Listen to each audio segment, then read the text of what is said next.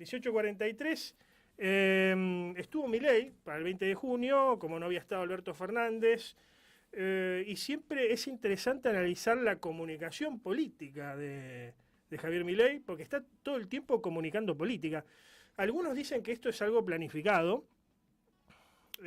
incluso nombran algún que otro gurú detrás, como este muchacho de la derecha diario, el titular, Fernando Cirimedo. Otros dicen que es producto del azar, que Milei es alguien que dice lo que piensa y, bueno, se le suelta la chaveta, incluso en algún momento llega a algún límite. Pero bueno, vamos a hablar de eso con alguien que sabe y que además estuvo presenciando el acto, cubriendo el evento para Letra P, un periódico de información política online. ¿Cómo estás, Pablo Fornero? Buenas tardes. Hola Antonio, ¿cómo te va? Buenas tardes. Buenas tardes para vos, gracias por atendernos. ¿Qué te pareció, qué análisis haces de la comunicación política de Javier Milei en el acto del 20 de junio? Yo creo que la comunicación para Milei y para su gobierno es algo que está finamente pensado, finamente craneado, finamente organizado. En ese marco, yo creo que Milei y los libertarios sabían que iban a jugar de local en Rosario. Ajá. Unas 5.000, 7.000 personas como mucho en el monumento, y el grueso de la convocatoria eran personas que fueron a ver a Milei, que fueron a vitorear a Milei, a cantar contra la casta, a cantar a favor del presidente, a hacer reclamos al intendente Hapkin sobre todo, en menor medida al gobernador Puyaro. Hay una diferencia grande en cuanto a los silbidos que sufrieron los dos mandatarios santafesinos.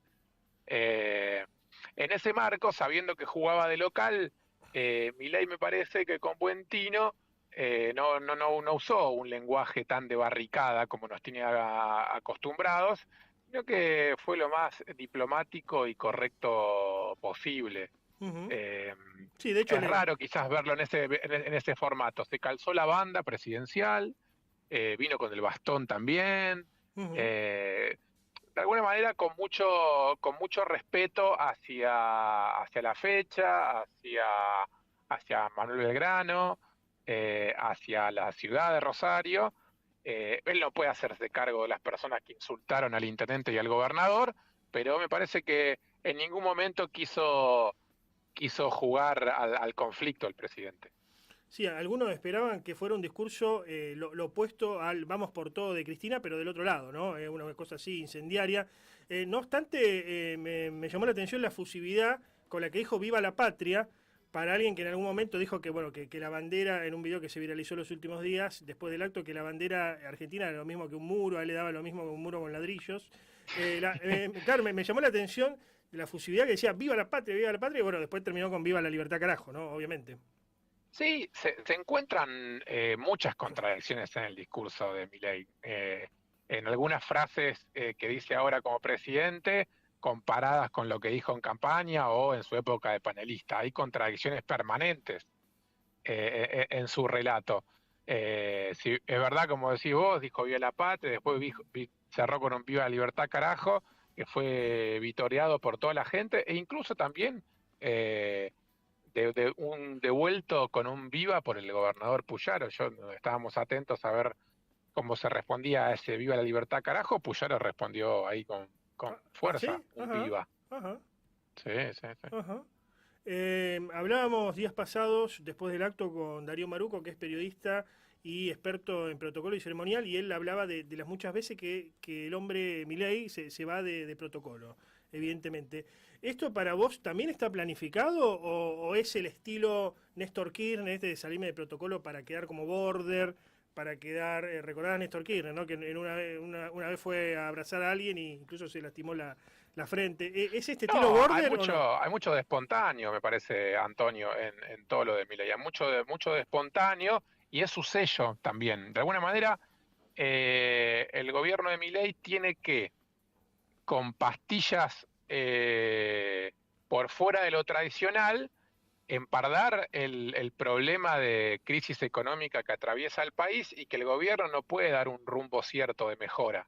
Claro. Mantiene niveles de adhesión considerables, Milei, para todo el ajuste que puso en marcha, sobre todo en una confianza que una buena porción de los argentinos le tiene, sobre todo el interior del país, no tanto en el AMBA, eso hay que remarcarlo, sobre todo el interior, y también por su sensación de espontáneo, de que no tranza, hablando mal y pronto, con la casta, una persona medio irreverente, que se disputa, que enfrenta al poder tradicional, todas cuestiones que Milei resume en eso de dar la batalla cultural, ¿viste? Que lo plantea en esos términos, y encuentra coincidencias y respuestas en una buena porción de argentinos por el momento. La incertidumbre y la duda de todos es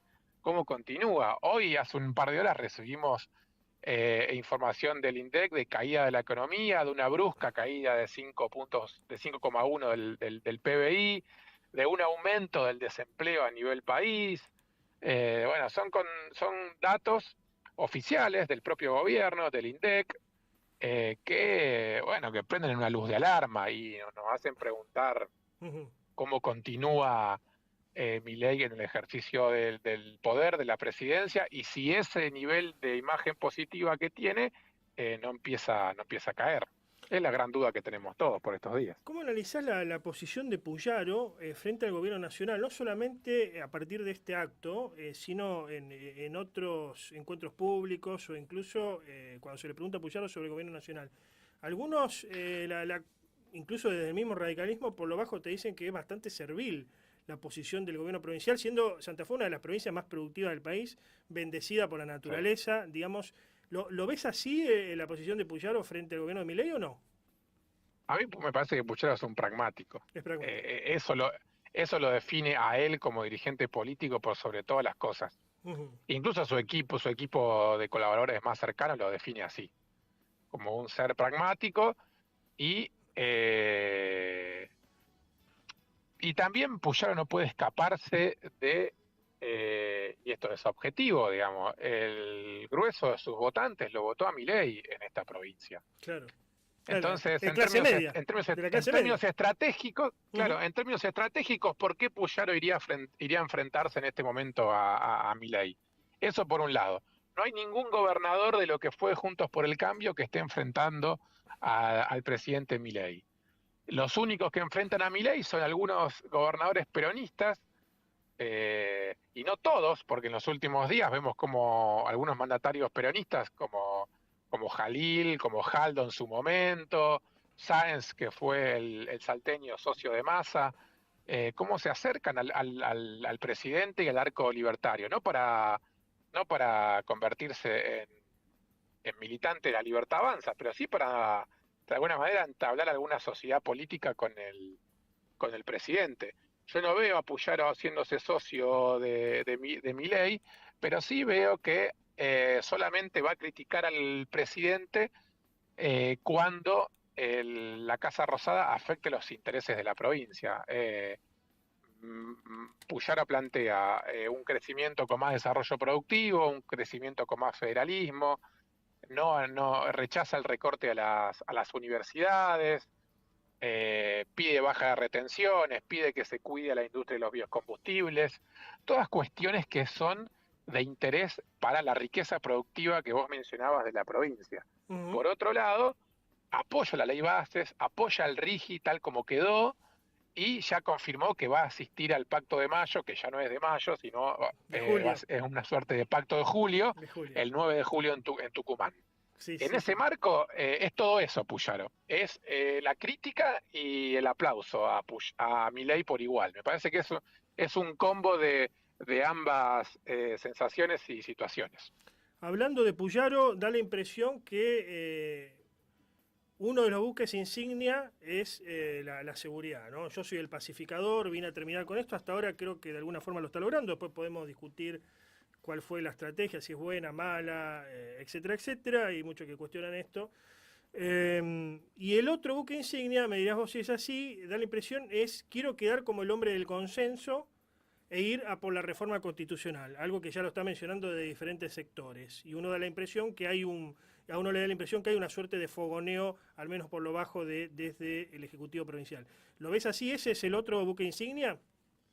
Sí, yo creo que con la seguridad le alcanza, Antonio. Le alcanza. Si en comparación con la gestión Perotti, Puyaro baja considerablemente la cantidad de homicidios, la cantidad de armas de fuego en la calle, la cantidad de robos y hurtos, etcétera, etcétera, sobre todo en Rosario, que es la ciudad más poblada de la provincia, y la gestión, no digo que él personalmente, porque hoy no tiene reelección, veremos mañana, pero eh, cumple con su mandato de gobierno, cumple con su contrato electoral sobre todo. A mí me parece que a Puyaro se lo votó en gran medida para solucionar, hablando mal y pronto, el quilombo de seguridad que tenía Rosario, Rosario y alrededores.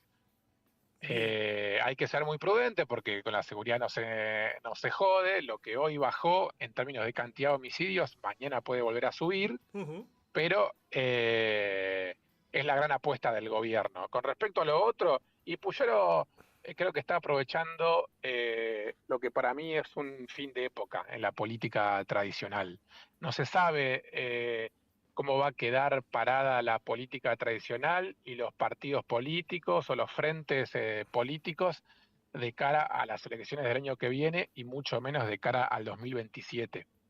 En ese marco, Puyaro, sabiendo que Unidos, el oficialismo, tiene una mayoría legislativa apabullante, metió un montón de proyectos de reformas en materia de seguridad, se aprobaron todos, ahora va por la reforma previsional que, amén del contenido que tenga, se va a aprobar seguramente, y después, en el segundo semestre del año, se va a discutir en la legislatura la reforma constitucional y seguramente se apruebe, para que probablemente en 2025 Santa Fe también vote convencionales constituyentes.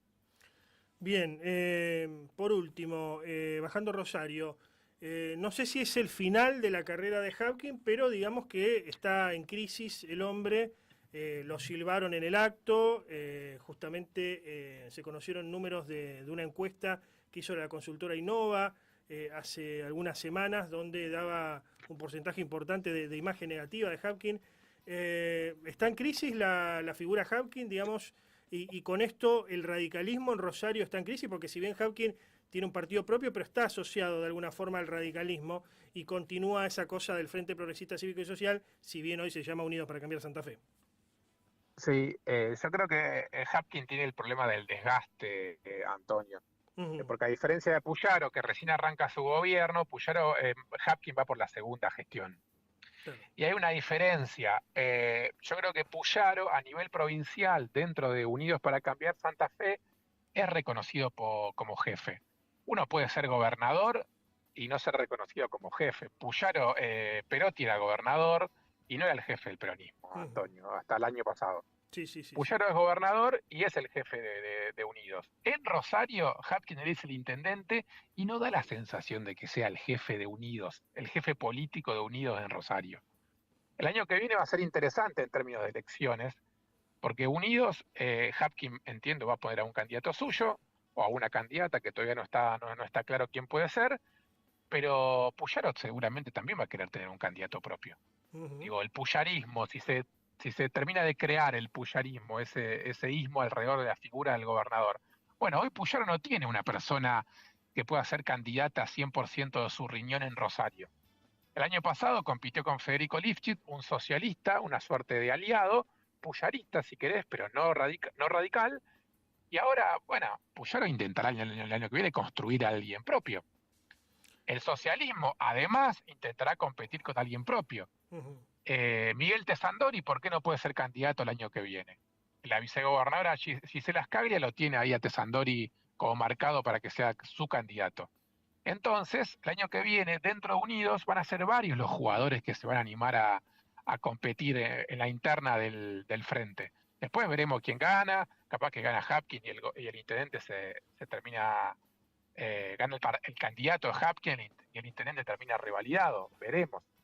Todo esto por un lado. Por el otro lado está Juan Monteverde, que seguramente será candidato el año que viene y perdió por muy poco, perdió por escasos 3 puntos el año pasado ante Hapkin, Y bueno, viene trabajando de manera media prolija. Si eso le alcanza o no para ganar una elección, bueno, eso se verá. Pero todavía está de pie. Te agradezco el contacto. Gracias por estos minutos, Pablo. Un abrazo grande. Adiós.